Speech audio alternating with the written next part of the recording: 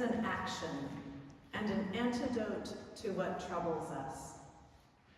This sentence, which I first heard in a class about climate change, has been ringing in my head recently and seems an apt way to get into the meaning of what happens in the gospel passage we just heard.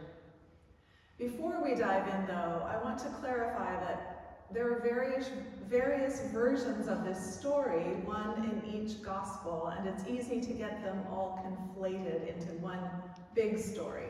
But some of the details that are peculiar to today's gospel, the Gospel of John, are important for us to understand its deeper meaning.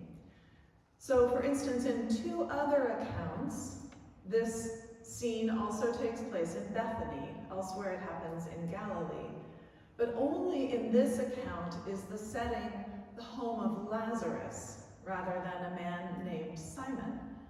It is also only in this account that the woman who anoints Jesus is Mary of Bethany, sister to Lazarus and Martha, not an unnamed female disciple or the sinful woman.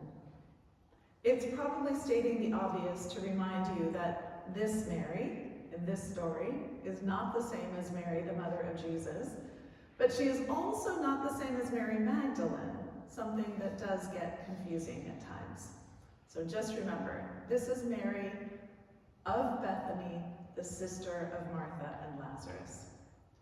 The point of placing this story in Bethany, in the home of Lazarus, is that it was a place where Jesus would have felt safe and at home.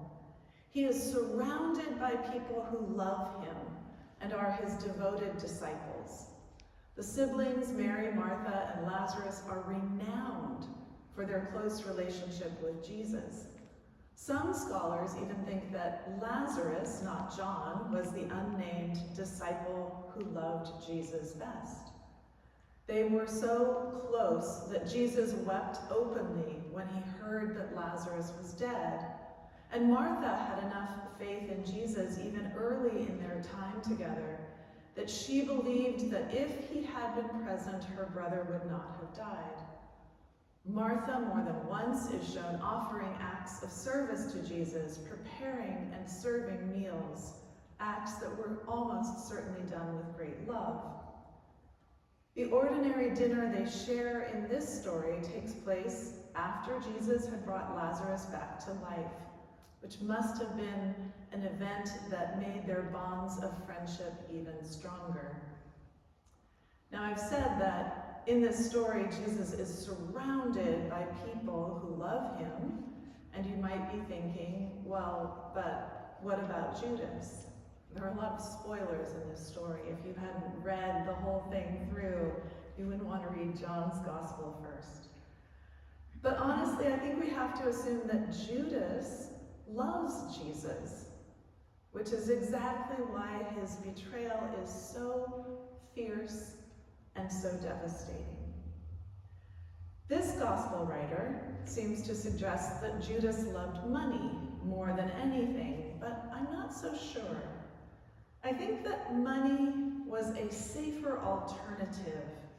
After all, being driven by a love of money and security is such a common way to live that it is unremarkable. Nobody really gets into trouble for that. Not then and not now.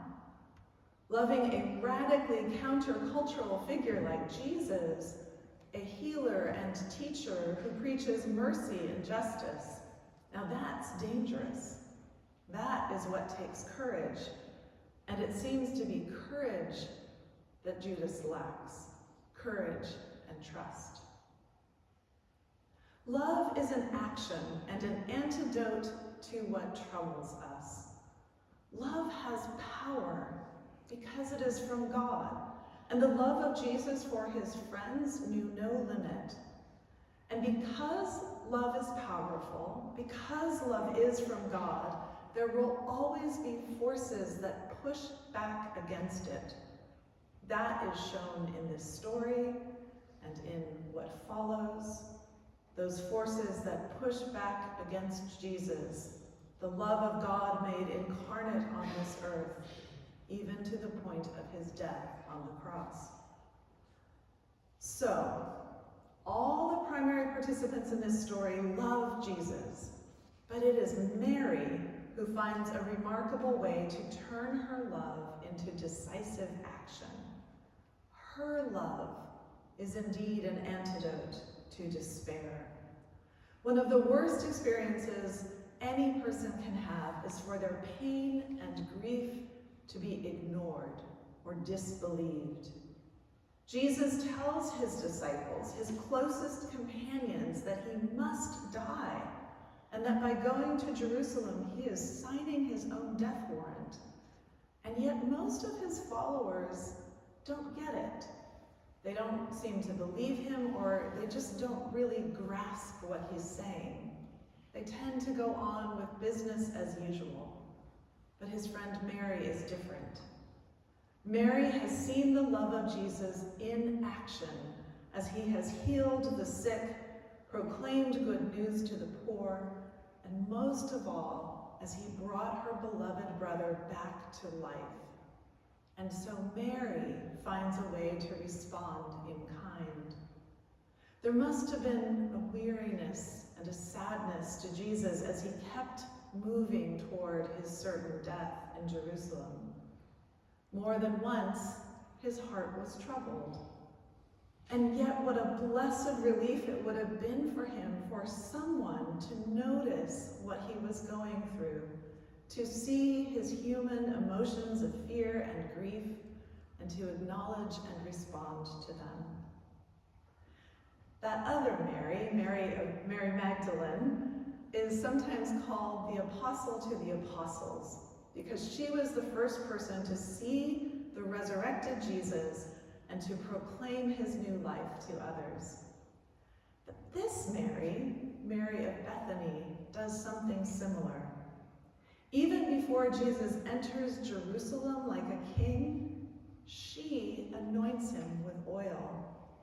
Even before Jesus commands his followers to wash one another's feet, she cleanses his feet with sweet-smelling, refreshing nard.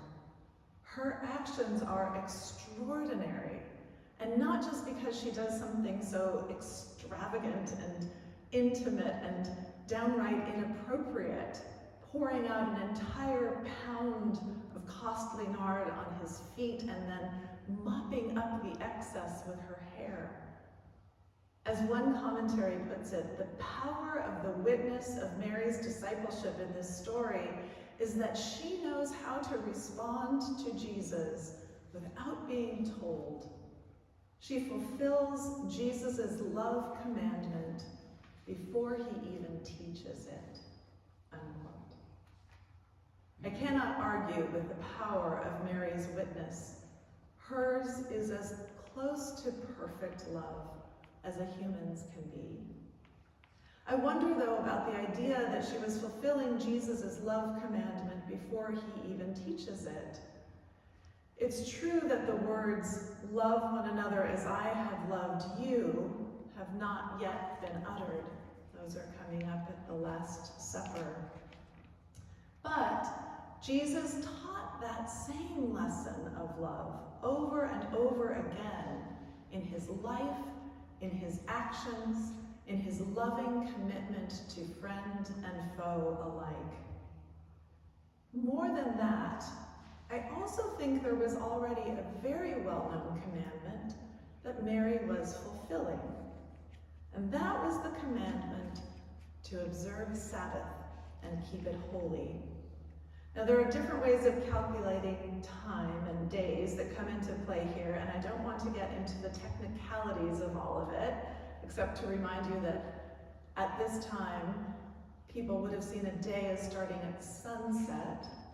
And so, assuming that this meal took place after sunset, 6 days before the Sabbath, before Passover might have been a Sabbath day. But even if it was not technically the Sabbath, according to the calendar, I would call what Mary is doing here keeping Sabbath in a larger sense. According to the Old Testament scholar Walter Brueggemann, Sabbath keeping is the key to the ongoing covenant between God and God's people. He calls it an emancipatory act, a powerful antidote to dehumanizing systems of power, an act of testimony, and a form of resistance against extractivist and exploitative economies. He writes, Sabbath keeping is a deep affirmation that all of God's creatures, human and non-human alike, should be honored in concrete and practical ways, unquote. This is especially true for the most vulnerable of God's creatures. When the Bible speaks of God's own Sabbath, that day of rest on the seventh day of creation, the writer of Genesis uses the word nephesh, meaning life, soul, self. So to keep Sabbath is nothing less than a life-giving act, a means of giving back the self, life, and soul that the daily grind can so diminish in us. Now stop and think of Mary and Bethany pouring out oil on a tired, diminished Jesus. How beautiful to imagine what Mary is doing for Jesus here. Just as he brought her brother back to life, she has given him some of his own life back. Mary restores the dignity of Jesus, gives him back a bit of his soul in a time when he was depleted, diminished, and weighed down. Mary's extravagant faithfulness and love is an example for us all. It seemed wasteful to those who understand only how much things cost and not their true value. But in fact, I'm sure that she thought it was the least she could do. Who can put a price on friendship, on loyalty, on faithfulness? Who can put a price on love? Love is an action and an antidote to what troubles us. Sometimes that love looks like taking to the streets in protest. Sometimes that love looks like showing up for a friend in a time of need. Sometimes that love looks like keeping the Sabbath, setting the table, sharing a meal. Love is love is love, and it's what the world needs most, today, tomorrow, and always, whatever troubles we face. Amen.